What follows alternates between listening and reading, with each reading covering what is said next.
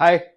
சமீபமாக தான் பார்த்தீங்கன்னா ஒரு பிரசிலியன் பைக்கர் ஜார்க்கண்டில் நேபாளுக்கு போயிருந்த வழியில் ஜார்க்கண்டில் டென்ட் போட்டு தங்கியிருந்தவங்கள ஒரு கேங் ரேப் பண்ணி ஒரு கேவலமான விஷயம் அரங்கேறியது.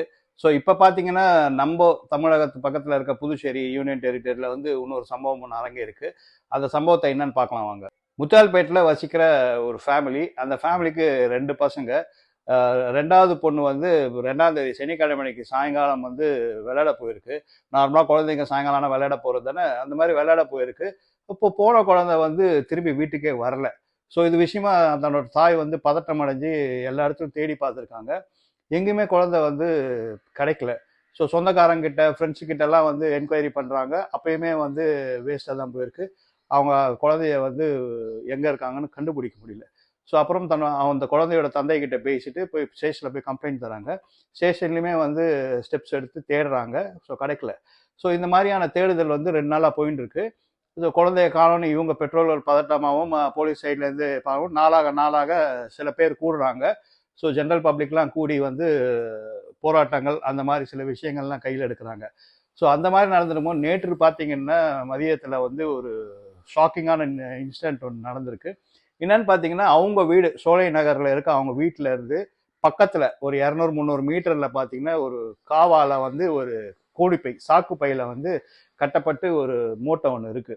ஸோ அந்த மூட்டை என்னன்னு கைப்பற்றி அதை ஓப்பன் பண்ணி பார்க்குறாங்க. டு பி ஷாக்ல ரொம்ப அதிர்ச்சிகரமான விஷயத்த பார்க்குறாங்க. என்னன்னு பார்த்தீங்கன்னா அந்த 8 வயசு மதிக்கத்தக்க குழந்தை வந்து கை கால் கட்டப்பட்ட நிலையில் ஒரு வேஷ்டியில் சுற்றி கொலை பண்ணி போட்டிருக்காங்க. ஸோ ரொம்ப ஷாக் ஆனவங்க இந்த விஷயமா வந்து போலீஸ் வந்து தீவிர இன்வெஸ்டிகேஷன் பண்ணியிருக்காங்க. ஸோ அந்த சமயத்தில் பார்த்தீங்கன்னா அந்த குழந்தைய வந்து ஒரு 19 வயசு மதிக்கத்தக்க பையன் மேலே வந்து ஒரு சந்தேகம் திரும்புது அவங்களுக்கு. ஸோ அந்த பையன் வந்து ஒரு தங்கியிருந்த வீட்டில் அந்த வீட்டுக்கு தான் அந்த குழந்தைய எடுத்துகிட்டு போயிட்டு மொட்டை மாடியில் என்னமோ ட்ரை பண்ணியிருக்கான், ஏதோ பண்ணியிருக்கான். பண்ணிட்டு குழந்தை கத்துதோ இன்னமும் சம்திங் ஹேப்பன். ஸோ அதனால் வந்து அந்த குழந்தைய வந்து கொலை பண்ணி மூட்டையில் போட்டான். ஸோ இப்போ போலீஸ் வலையில் பார்த்தீங்கன்னா அந்த 19 வயசு பையனும் ப்ளஸ் ஒரு முதியவர் அந்த வீட்டோட ஓனர்ன்னு சொல்கிறாங்க, அந்த ஓனரையுமே வந்து விசாரணைக்கு எடுத்திருக்காங்க. இது விஷயமா பார்த்தீங்கன்னா புதுச்சேரியில் வந்து ஒரு பெரிய போராட்டம் வந்து நடத்தின்னு இருக்காங்க மக்கள். பார்த்தீங்கன்னா பீச் ஓரமாக பார்த்தீங்கன்னா நிறைய பேர் வந்து போராட்டத்தில் இறங்கி அவங்கள கட்டுப்படுத்த போன துணை ராணுவத்துக்கிட்ட அடங்காமல் தண்ணியில் போய் நின்று போராட்டம் பண்ணுறாங்க. ஸோ நிறைய பேர் ஜென்ரல் பப்ளிக் ஆகட்டும் எல்லாருமே ஆகட்டும் வந்து பெரிய போராட்டங்கள் நடத்தின்னு இருக்காங்க. என்னன்னு பார்த்தீங்கன்னா புதுச்சேரியில் வந்து நம்ம எல்லாருக்குமே தெரிஞ்ச சரக்கு வந்து ரொம்ப ஃபெமிலியர். ஸோ பாதி பேர் போதையில் தான் இருக்காங்க எப்பயுமே. ப்ளஸ் டூரிஸ்ட்டுமே வந்து குடிச்சிட்டு போகிறாங்க. ஸோ அது ஒரு பக்கம் இருக்கட்டும். இப்போ ஃபெமிலியராக சில கஞ்சா விஷயங்களுமே வந்து போதைப் பொருட்களுமே வந்து தலை தூக்கி ஆடுது. ஸோ இந்த நேரத்தில் இந்த மாதிரி விஷயங்கள்லாம் நடக்கிற சமயத்தில் பார்த்தீங்கன்னா அந்த ஆக்சுவலாக அவங்க அரெஸ்ட் பண்ண 2 பேருமே போதையில் இருந்த மாதிரி தான் வந்து விஷயங்கள் வெளியே வருது. அது உண்மையாக பொய்யான்னு நம்மளுக்கு தெரியல. ஸோ அந்த மாதிரி இந்த போதையை ஏற்றிட்டு தான் இந்த மாதிரிலாம் பண்ணுறாங்கன்றதுக்கு அதை அகேன்ஸ்டாக அந்த போதைப் பொருளை ஒழிக்கணுன்றதுக்காக வந்து போராட்டங்கள் நடந்து கொண்டிருக்கிறது. ஸோ இந்த விஷயத்தில் பார்த்தீங்கன்னா முதலமைச்சர்லேருந்து எம்எல்ஏலேருந்து எல்லாருமே வந்திருக்காங்க. முக்கியமாக பார்த்தீங்கன்னா போராட்டம் வந்து ரொம்ப பெற்றுவிட்டது. அதை அதை கட்டுக்குள்ளே எடுத்துன்னு வரதுக்காக போலீஸார முடியாத துணை ராணுவம் வந்து கண்ட்ரோல் பண்ணியிருக்காங்க அந்த போராட்டங்களை.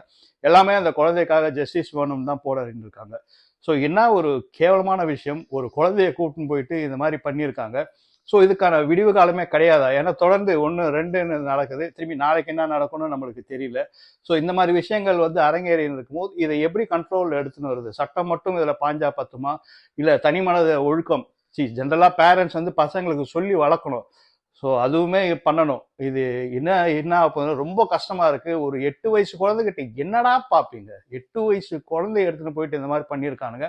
அவனுக்குலாம் என்ன மாதிரி ஒரு தண்டனை கொடுக்கணும்? என்ன ஒரு கேவலமான விஷயம். அவனும் ஒரு தாய்கிட்ட இருந்தானே வந்திருப்பான். என்ன ஒரு கேவலமான விஷயம். ஒரு 8 வயசு குழந்தைகிட்ட என்னடா பார்ப்பான்? செக் ரொம்ப கேவலமா இருக்க கேட்கறதுக்கே. இவ்வளோ ஒரு ஒரு நாளா ஒவ்வொரு சம்பவமா நடக்க நடக்க நம்மளுக்கு பார்க்கறதுக்கே வந்து அது ஜீர்ணிக்க முடியாத விஷயமா இருக்கு. ஸோ அந்த குழந்தைய வந்து ஜிப்மரில் இப்போ போஸ்ட்மார்ட்டமில் வச்சுருக்காங்க. ஸோ என்ன நடக்கும் ஏது நடக்கும் இனிமேல் பொறுத்துன்னு தான் பார்க்கணும். ஆனால் இதுக்கான ஒரு சரியான தண்டனை வர வரைக்கும் இது தொடர்ந்து கொண்டு தான் இருக்கும். அதே மாதிரி தண்டனை மட்டும் பத்தாது. தண்டனை எல்லாருமே போய் பாதுகாத்துட்டு இருக்க முடியாது. தனி மனித ஒழுக்கம்ன்றது ரொம்ப ரொம்ப ரொம்ப ரொம்ப ரொம்ப அவசியம். பெற்றோர்கள் தயவு செய்து பசங்கிட்ட சொல்லி வளங்க. ஸோ இது பண்ணக்கூடாதான்னு சொல்லி வளங்க சின்ன வயசுல இருந்து.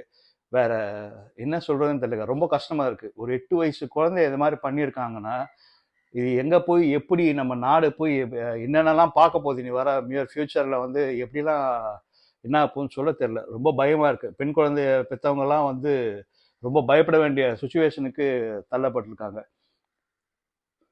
தேங்க்யூ.